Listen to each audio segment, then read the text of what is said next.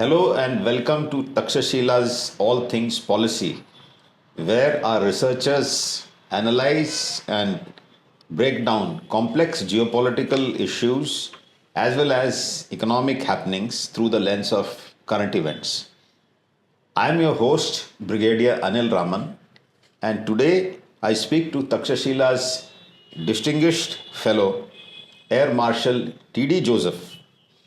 We will dive deep into India US defense ties, particularly focusing on Indian military capability development. What happens when ties go sour? How does it affect our military capability? And of course, the recent US India defense agreement, which has been signed in October. And we shall also, most importantly, cover what is the long-term solution for India's defense autonomy. Before we get into the modern aspects, I'd just like to touch upon a bit of history. Yes, we must. Actually, India and US have a historic or a very old defense procurement ties. Yes. In fact, in 1954, it was with the arrival of the C-119G Fairchild packet. That was the first major US defense supply to India.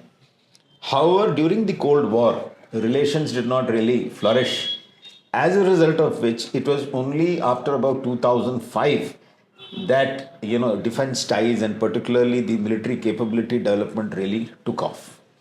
All was going well or sort of progressing till August 2025, when there has been a sudden dip in US-India ties under President Trump.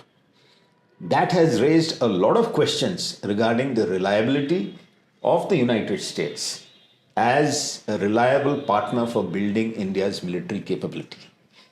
While this turmoil was on, we saw that in the end of October, both the US Defense Secretary and our own Defense Minister renewed our 10-year defense agreement just a day after President Trump and Chairman Xi met and sort of ushered in détente. What sense do we make of all this? These are some of the questions which we will discuss today. But first, I'll request you, can we dive a bit deeper into the history of US-India defense ties? Certainly. Hello, viewers and listeners. Anil, just as you mentioned about the Fairchild packet coming into India from the US in 1954, so it is indicative of a certain degree of benevolence or intent to cooperate on the US side, especially during the presidencies of Truman and Eisenhower, in the 50s. And that culminated in the increased level of cooperation post-1962 Indo-China War. Of course, we know, all of us have heard about the fact that we requested for additional squadrons from the United States Air Force, which didn't happen, fortunately. But more importantly, there was a clandestine program under which a group of mountaineers, obviously CIA apparently, not obviously, apparently CIA operatives, who placed monitoring equipment to monitor China's nuclear testing activities across the Tibetan into the Gobi Desert area. And more importantly, that's the time that the Indian leadership realized that we need to strengthen our defense capabilities. Specific to the Indian Air Force, the urgent need for scaling up the squadron strength, which was actually hardly anything at that stage.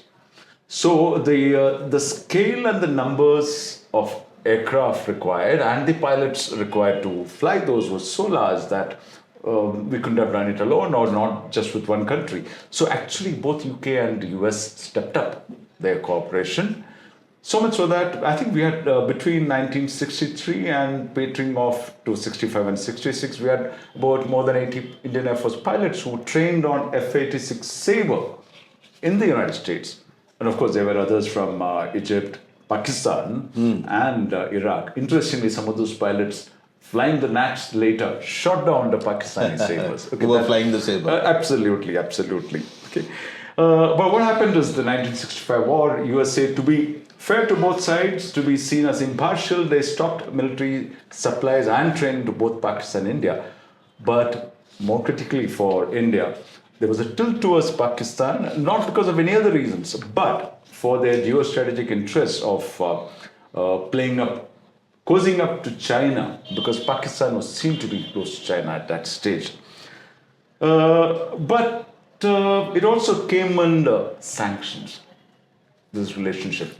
You see the deterioration in the military cooperation relationship in the late 60s, 70-71 war, obviously, and then came the sanctions post-1974, nuclear explosions, and later in human rights issues and various other things, along with the 1998 nuclear explosion and the resultant sanctions that came on India. But again, you see a change. That happened post-Kargil. Okay, in early 2000s, when India started participating in international exercises. Correct. That brought in a change in perception of how Indian armed forces operate, what are the professional levels of Indian armed forces, the Army, Navy, and the Air Force, which impressed the Western nations, especially the United States, and we had greater credibility. In fact, it is something good that still continues in larger numbers and larger frequency, greater frequency even today. We also have large number of exchange programs of training for our officers as well as soldiers, sailors and airmen. We have courses being done in both the countries, though we do benefit largely from that and so on. Okay. So, all that changed in 2008, is it not? Yes, though the next steps in strategic partnership, in effect, sort of began in 2001 after Clinton and after Bush sort of decided to engage with India more. But the real change actually took place after the US-India nuclear deal was signed in 2008. Yes. Because Bush and Manmohan Singh. Between Bush and Manmohan Singh. Yeah.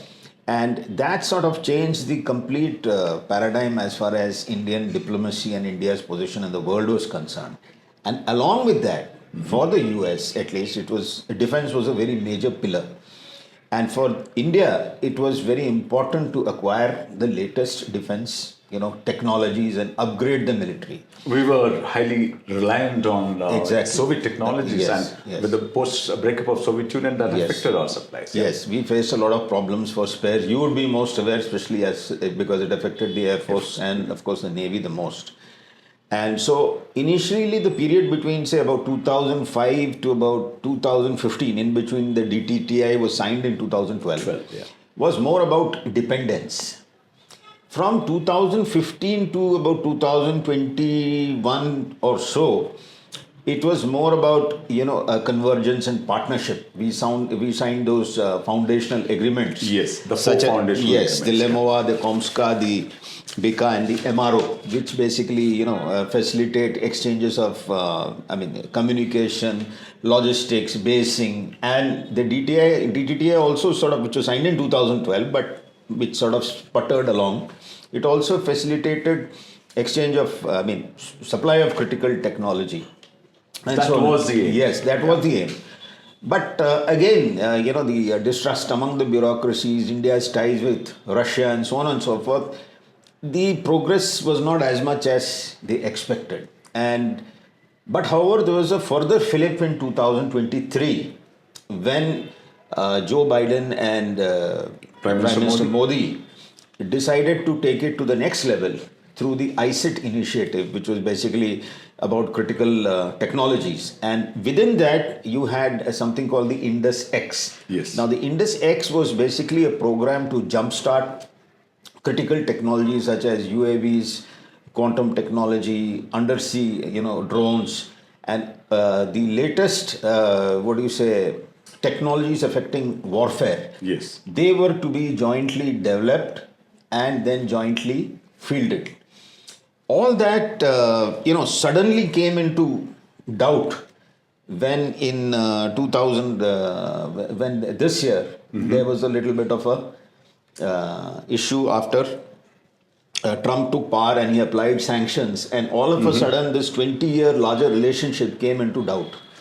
Then, of course, we had the signing of the US-India defense agreement in between all this. Absolutely. So, what do you feel about that? I think we must tell the viewers what Indus-X and ICET stand for. That will help them understand. Yeah? The Indus-X stands for the Indo-US Defense Acceleration System. It was launched in June 2021, and it was part of the larger initiative on critical and emerging technologies. And the Defense Innovation Bridge in itself was to connect Indian private industry to firms in Silicon Valley, basically a Bangalore Silicon Valley connection, so that they could develop the latest technologies together. And also collaboration between universities and industry. And yes, collaboration between universities, collaboration between think tanks, collaboration between the academics. In other words, to create an ecosystem in which joint, research and development on critical defense technologies could take place. So that's where the signing of renewal of this 10-year partnership comes in, and let's look at some of the highlights of this partnership.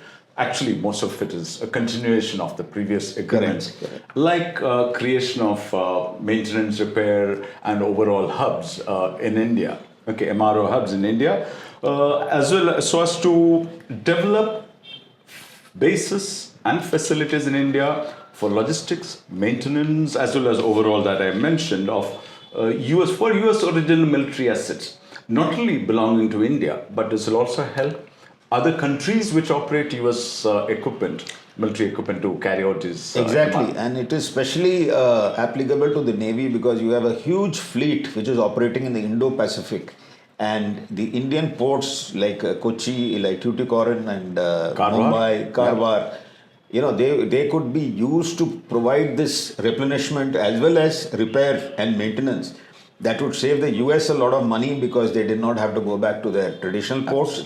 And it would be welcome for India because it's a source of funds. And that could only be achieved after this agreement was signed because there is a certain degree of trust which is required. Absolutely. Actually, you're building certain joint capacities in this process. Correct. Yeah. And also, you have also part of this defense agreement, the extension is, industrial capability building, which includes the engine for the LCA, though I'm not sure how much progress that has made, but that is also one of the bullet points of the, of the agreement. And then, of course, new domain in terms of cooperation in missiles, space technology, quantum technology, all that has been... Cyber warfare, all that has been renewed. And basically, it was a reaffirmation of the commitment to a free and open Indo-Pacific. That's critical. That sounds quite strategic, isn't it? Yes, it does. So we must understand the strategic significance of this extension or renewal of this 10-year framework. What is most interesting is that while we are seeing a tense relationship in trade and because of the tariff issue, it indicates that the defense relationships are still robust, and are kind of insulated from other troubles or other vagaries in relationship cost, like especially in trade under Trump's tariffs and Trump's tantrums, one must say. It also indicates long-term commitment to actually obviously what appears to be a common goal.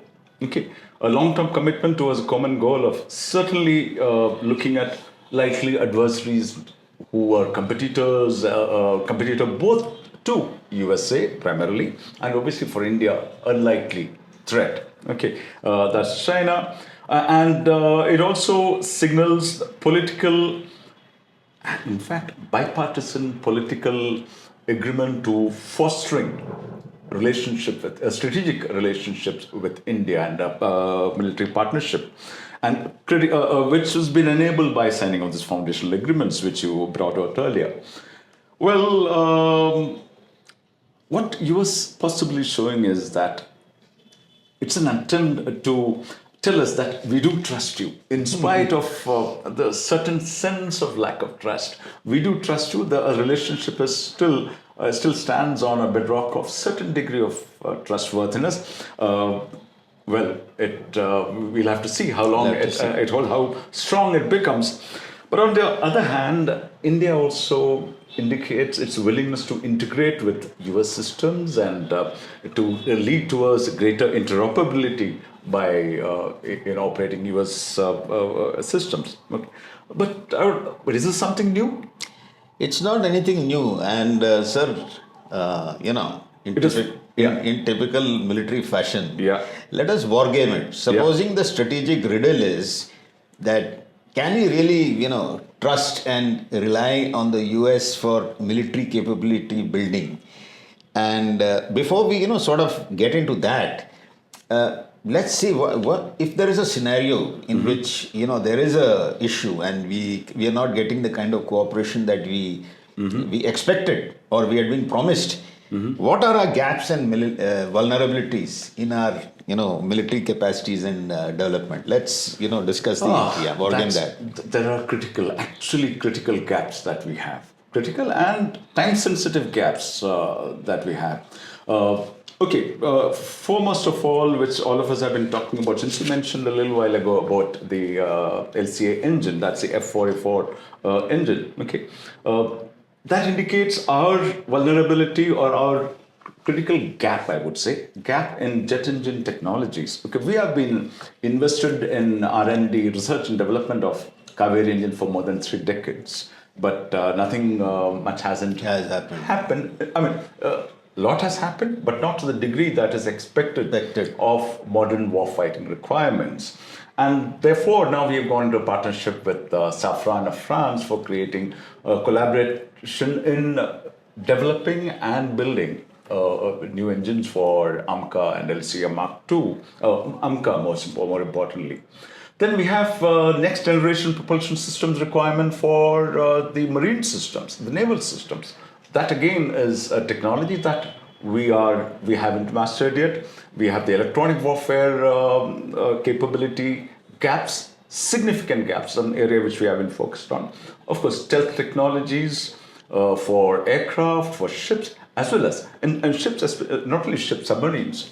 Okay, we need questioning of the propulsion systems and submarines and ships contributing towards greater stealth.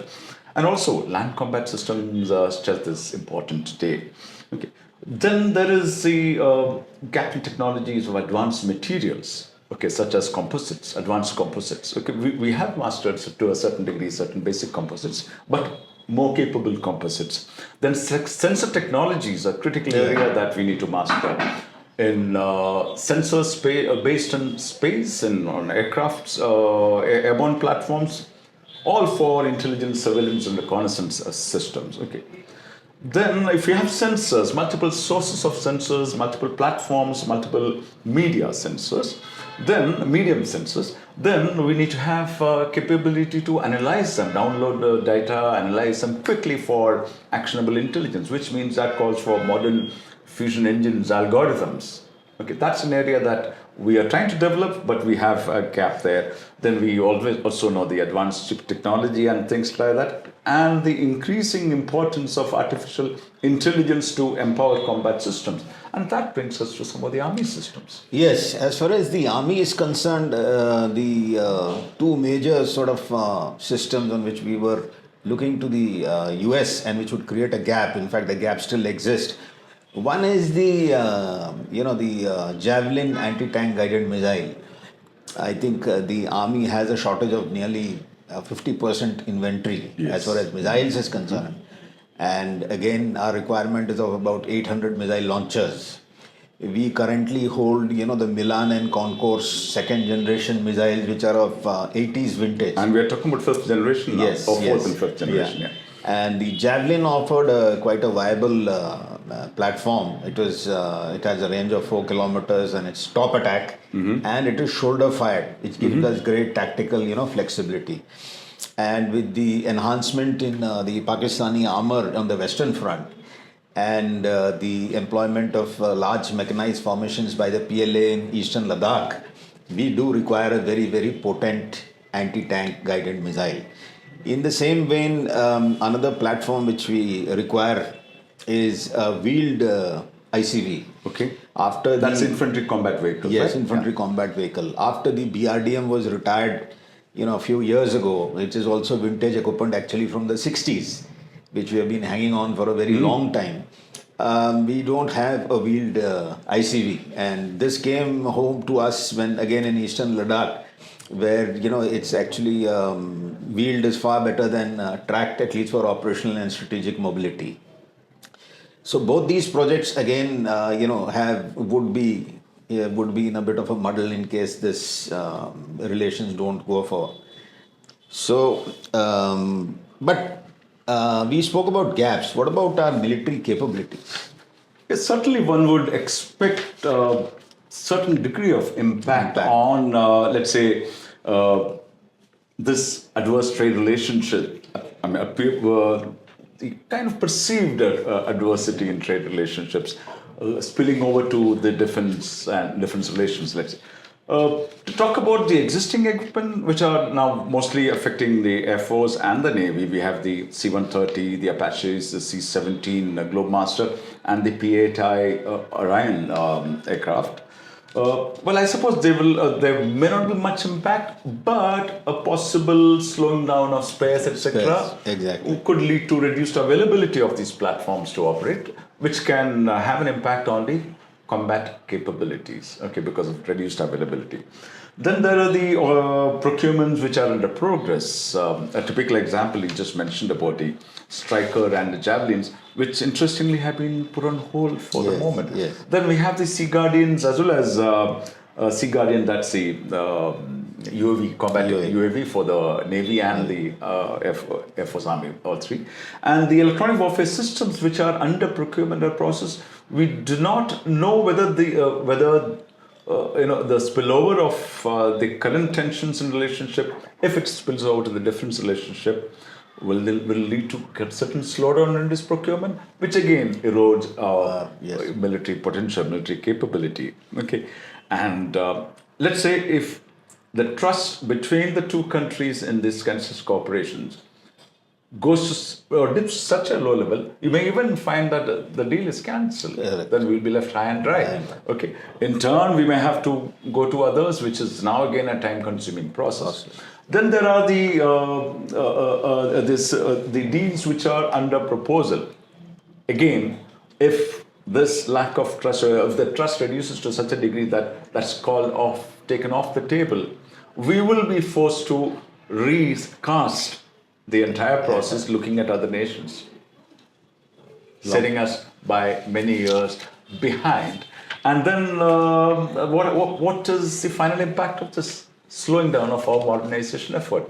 If we slow down our modernization effort, and at the same time our likely adversaries, potential adversaries, continue to scale up their modernization, we will have a huge gap in capabilities. Okay. And we'll be continuing to depend on obsolescent systems and technologies. That's a challenge. Okay. Let's take the example of the F404 engine that we spoke of. We've seen slowing down of deliveries due to Ukraine and the ongoing conflict in Ukraine and other requirements in US or by USA itself. That has led to delayed production and availability of LCA, light combat aircraft Tejas, to the Indian Air Force. I am talking about the Indian Air Force's case at this moment. This is at a time Indian Air Force is already down to 31 squadrons and further reducing as the life of certain existing equipment continues to reduce. We should have been matching up our combat capabilities. Now, if the engine supplies continue to reduce, our production of aircraft and availability of this aircraft will continue to reduce, which leads to further shortfalls in combat capabilities. If you are reducing our combat capabilities, the ratio with our adversaries will be skewed. Correct. Okay, which leads to erosion of our deterrence capabilities not only with respect to Air Force. This is true for Army, Navy, and other equipment too, and critical equipment. Okay. The other aspect is with such delays, especially on procurement as well as R&D, is cost. Increased cost every day or in a delay will add to the cost. Okay, and of course the strategic vulnerabilities because deadlines will be missed, production deadlines are missed, your weapons procurement is missed, your systems may not be combat worthy. Correct. So that is a strategic vulnerability, and thereby lies the strategic consequences of consequence of being denied, or if they are access to American modern technology, American Western modern technology is reduced. Okay, but I already spoke about the slowing down of modernization.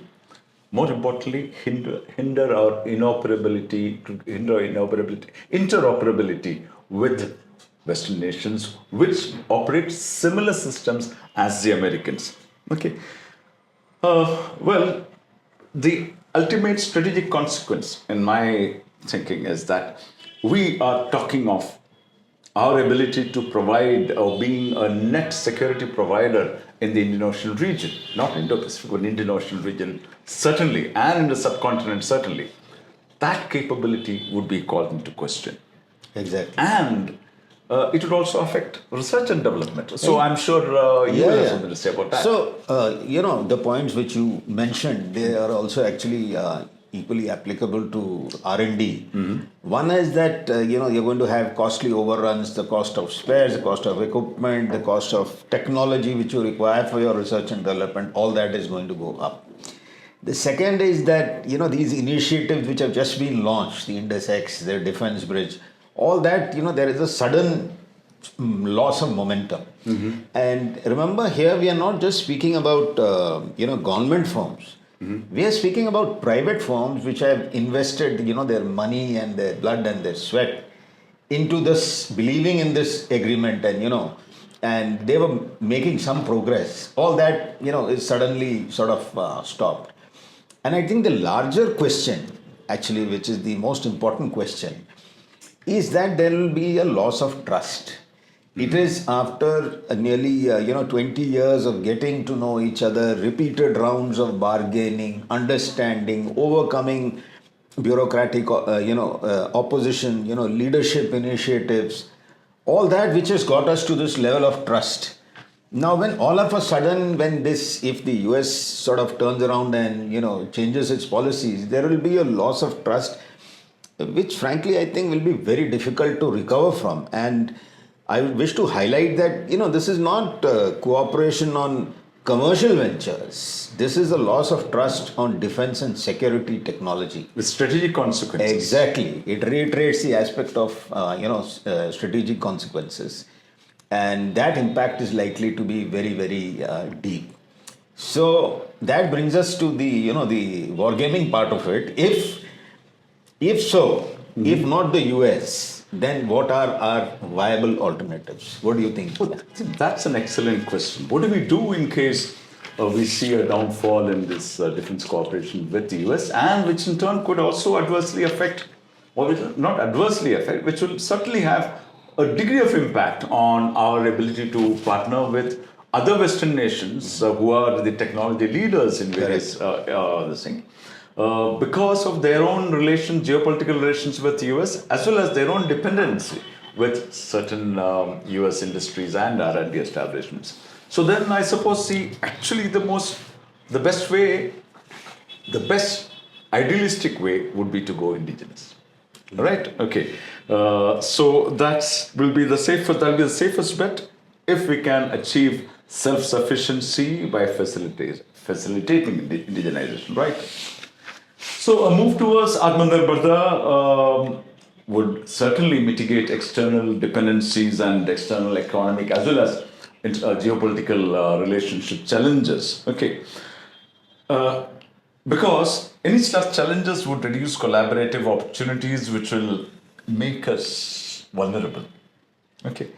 Because joint ventures will also require cross-border flow of technology and things like that. So if going indigenous would kind of insulate us from that, provided we are capable of doing it. Okay. It's interesting to note that, especially in the case of Army, army procurement. More than 75% of the capital outlay is now earmarked towards domestic companies, right?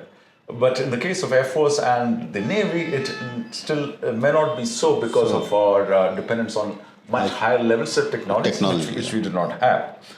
Okay, let's look at what our existing strength. What are the areas in which our strength lie in? Okay, obviously we have proven our capabilities in airframe manufacturing, aircraft manufacturing, not engines, aircraft manufacturing. Okay, in long-range rockets. Yes. Okay, surface-to-air missiles. Then that's in the air defense area. Okay, the air defense surveillance radars. Okay, then we have shown our shipbuilding and manufacturing capabilities are definitely robust, well-known, and strong. And we have an expanding portfolio of products coming out of DRDO and its associated labs, as well as certain private sector industries. Okay, so what we need to do is, if we have these capabilities, we need to scale up. We need to scale up to create a bulwark against any external disturbances that might affect our defense capabilities. Okay, and and obviously we have to simultaneously keep focusing on importing niche technologies which we haven't mastered to build these gaps. Okay, because if we don't bridge this gap, because the combat capabilities that come with some of these niche technologies lies in the element of technological surprise that you bring into the battlefield. Just as you could be victims of technology, surprise by technology, you could also surprise our adversaries. Okay, we must invest in dual-use technologies. Dual-use technologies, some of which we have mastered, which have both civilian application and military application. Okay, and we must also look at to enhance our indigenization effort and self-sufficiency. We should not say that we will do it ourselves. We must look at greater investment. Not only look at, we must encourage greater investment in niche technology, critical R&D within our country. Partner with like-minded countries. Okay, in R&D, developing new weapon systems and things like that. But to facilitate that, we need to remove the bottlenecks and barriers, bureaucracy. Okay, and why this investment is important is, if you have to get the best that there is, we have to attract investment. We have to be willing to be in partnership with Western nations. Okay, and having done all this, industry looks for profit. So we have to and we must make it a policy of allowing our industries to export to other countries too. Not only because we can't have our plants lying idle. Correct. We must utilize them. Okay, and we must be seen as a dependable supplier of technology and weapons to other nations. That is something has to be brought in through policy, and I'm glad to see that change is already happening. Okay, so if it sounds all very rosy, so are there any drawbacks from this in this policy? Certainly. I mean, I said all this. We must do this. We must do that. But is it realistic? In today's world, not only in today's world, considering our existing capabilities, we are not there yet. We can't be, reinventing the wheel ourselves. Okay, we have struggled with producing jet engines, propulsion systems. We have weaknesses in electronic warfare, stealth technologies. Quantum computing is something that is the future. In fact, it's already there today, AI and quantum computing. So we have to focus on all these things. So in spite of decades of R&D and whatever, the way the system or the Watson system that exists, we haven't been able to reach there. So we are reliant on partnerships. We continue to be reliant on partnerships. But the thing is that while these partners may substitute for many systems, full replacement is a tall order. Correct. Okay. especially for heavy lift aircraft. Yes, we made some headway with collaborating with the Sukhoi Bureau for manufacturing the SJ-100. That's a medium-level transport aircraft. We could develop on that to be capable of moving on to heavy lift systems. But nevertheless, we are not there.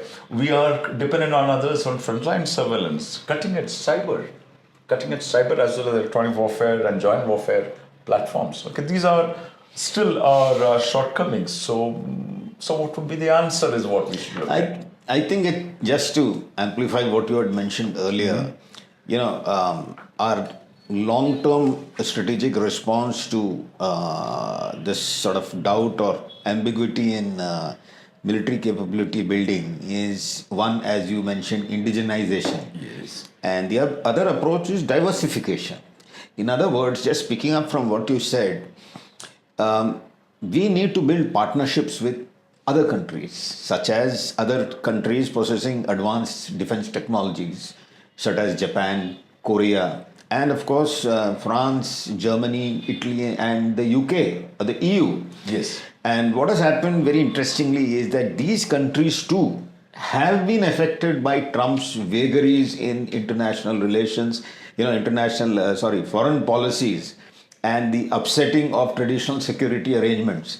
So these countries are also all of a sudden, once they have been removed from the security umbrella, are now embarking upon defense modernization, expansion, and so on and so forth. Mm-hmm. And they are also seeking alternate partner to China. Yeah. Again, China is making them anxious. So India is positioned very, very correctly to take advantage of this because of the relations of these two countries, sort of deteriorating both with the US and with China. We already have a framework in terms of, this Indus-X and the defense bridge. We have a model. And perhaps that same model could be adopted to a progress defense relationship with EU as well as Japan. What do you think about? Certainly. Let's look at some of the technologies, some of the systems that we could look at for benefiting our own industries through this pattern. When I say industry, it also then in turn flows down to our combat capabilities, correct, military capabilities. Okay. Like France, we already have a robust relationship as far as aircraft and other systems are concerned. So we could collaborate with France for 5th and 6th generation fighters, jet engines, which we have already kind of got into an agreement through Safran. Then stealth technology in ships and submarines, certainly, and also advanced weapons. Germany and UK, again, sensors and submarines, that area which we can look at. Israel, with whom we have a very, very strong bond of relationship as far as military technology is concerned in the areas of modern UAVs, missiles, air defense systems, like software-defined radios, electronic warfare capabilities. These are very strong areas as far as Israeli technology is concerned. Of course, we have the trusted and tried and tested relationship with Russia, and they are offering us a 5th generation combat aircraft capabilities, which there will be. And more importantly, the world has been impressed by the capabilities of their air defense systems, the S-400 and the S-500 surface-to-air missile, which are capable of intercepting hypersonic weapons too, apparently. Also, their strength in long-range missiles. Okay. And there are two countries which you mentioned briefly in between, about whom we seldom talk about as far as defense collaboration is concerned. That is South Korea and Japan. So near to us. Yes. Okay.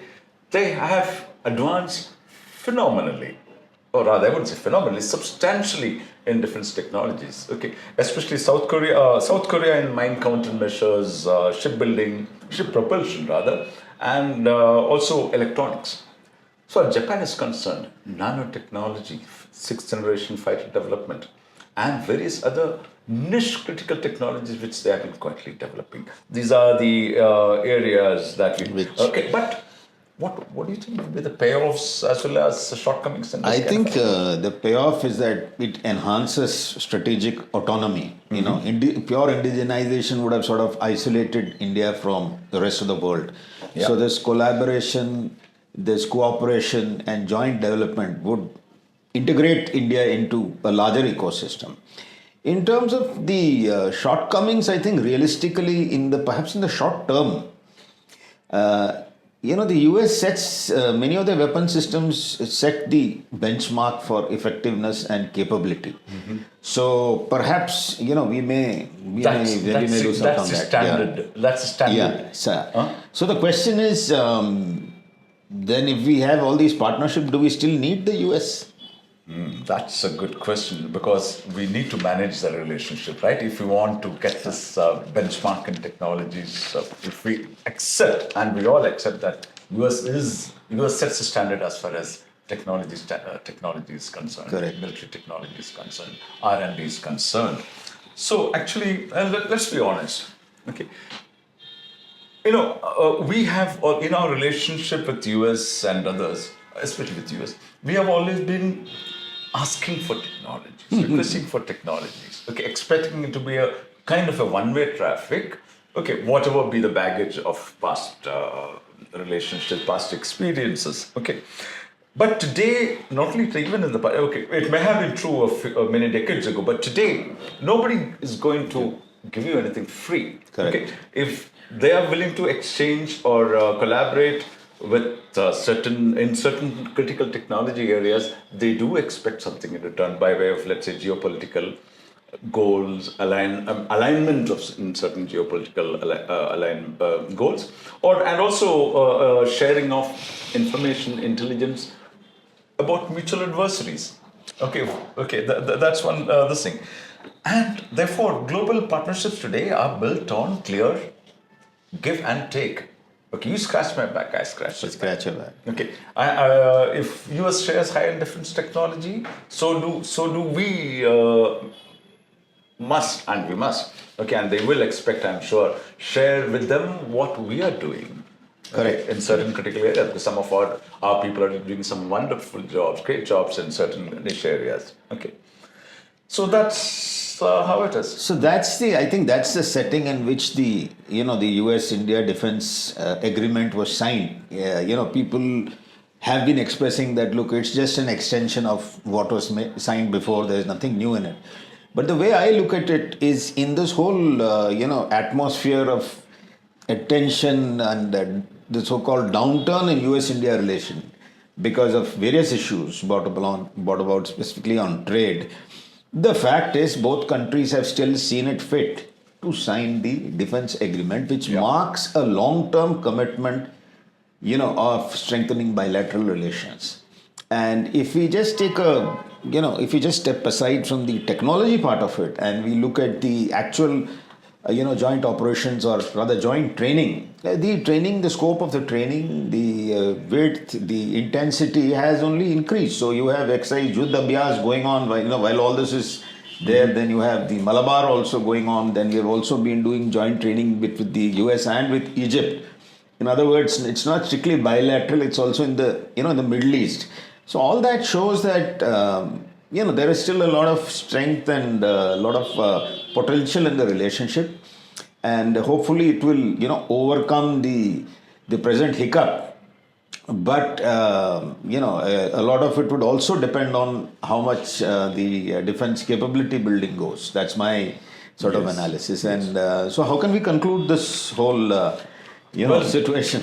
What is obvious is India's defense capabilities would hinge on our strong partnership with modern technology nations, especially the United States, okay, and other global partnerships, okay, given our present capabilities and also our own homegrown R&D and homegrown indigenous defense manufacturing power, okay, and we must try and erase the bureaucratic bottlenecks that has actually prevented this 10-year defense partnership, defense collaborative partnership, and the DTTA and the Index and ICET provisions to fructify in greater technology transfer. Nothing much has happened there.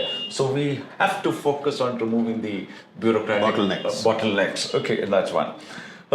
At the same time, we must be clear that strategic autonomy, while it demands a robust level of indigenization, but it does not mean absolute isolation. We have to have our relationship and partnership with all capable, all like-minded nations going. Our supply chains have to be diversified, as we brought on. That's a critical thing. Do not be reliant on one country, one source alone. Diversify our supply chain sources, okay? And try and insulate the vulnerabilities that would come, insulate ourselves from the vulnerabilities that would come out of adverse relationships or procurement delays, okay? Through, once again, steps that we mentioned before, because we must focus on alternative supply sources and reformulate or reform our policies to facilitate that would and help minimize our risk. In other words, partnership with the United States is in defense capability building can be rich and rewarding, but at the same time, we may get vulnerable to arm twisting over various geopolitical and trade issues. So therefore, we maintain the relationship, but we also follow the paths of indigenization and collaboration and diversification so that our own capability is built up, and we undertake all the internal measures that you just outlined so that those capabilities or that action is facilitated. Thank you very much for listening to All Things Policy, and we'll see you the next time. Good day to you all.